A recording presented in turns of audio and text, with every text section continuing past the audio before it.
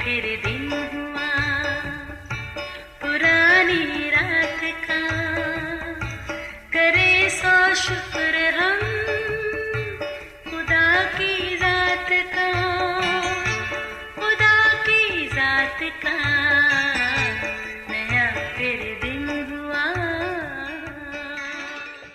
آج کی آیت: اس واسطے تم خدا کے سب ہتھیار باندھ لو تاکہ برے دن میں مقابلہ کر سکو اور سب کاموں کو انجام دے کر قائم رہ سکو۔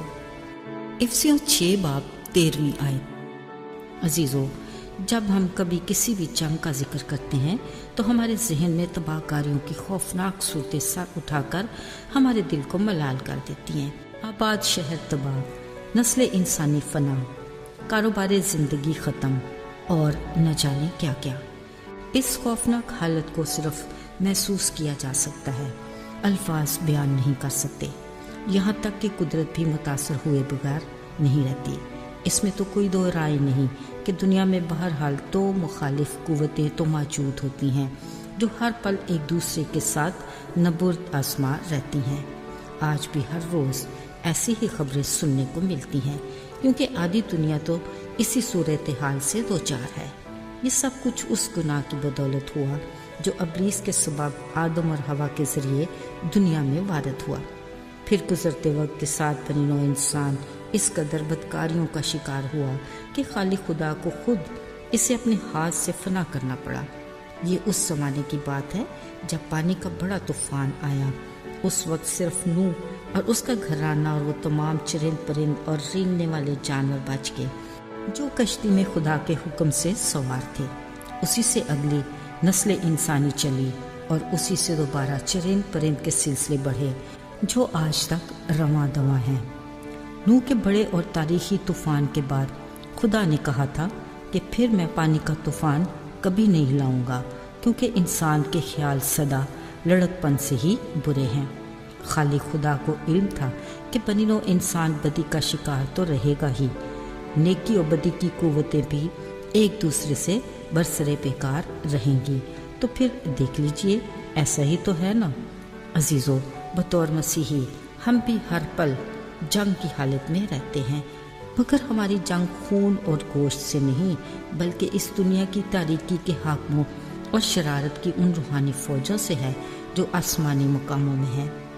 جنگ میں کوئی فریق ہارنا نہیں چاہتا، اس لیے جنگ جیتنے کے لیے باقاعدہ پلاننگ، صلاح کاری اور مکمل تیاری کی ضرورت ہے۔ ہمیں خود کو روحانی ہتھیاروں سے لیس کرنا ہے، یعنی سچائی سے کمر کس کر، راست بازی کا بختر، پاؤں میں صلح کی خوشخبری کی تیاری کے جوتے، ایمان کے سپر، نجات کا خود اور روح کی تلوار جو خدا کا کلام ہے، اور روح میں دعا اور منت کرتے رہنا ہے۔ عزیزو، یہ ابلیسی قوتیں انسانی صورت ہی میں ہم سے جنگ کرتی ہیں۔ سچائی، راست بازی، صلح اور نجات وہ حفاظتی ہتھیار ہیں جو ہمیں دشمن سے بچاتے ہیں، مگر روح کی تلوار جو خدا کا کلام ہے، اس سے ہم اپنے دشمن پر حملہ آور ہوتے ہیں۔ عزیزو، ہمارے لیے سب سے مؤثر ہتھیار بھی یہی ہے جس کی بدولت ہم اپنے دشمن پر غالب آ سکتے ہیں۔ ایمان کا ہتھیار وہ ڈھال ہے جس کی بدولت ہم شیطان کے حملے سے خود کو بچا سکتے ہیں، اور دعا وہ قوت ہے جو ہمیں فتح مند بناتی ہے۔ خیال رہے، ہمارا دشمن ابلیس نہایت چالاکی اور مہارت سے نہ صرف ہم پر بیرونی بلکہ اندرونی حملے بھی کرتا ہے، یعنی ہماری سوچ اور خیال کو بھی اپنی مرضی کے تابع کرتا ہے۔ اس لیے ہمیں ایمان میں مضبوط، کلام میں مکمل طور پر باخبر اور دعا میں مشغول رہنا ہے۔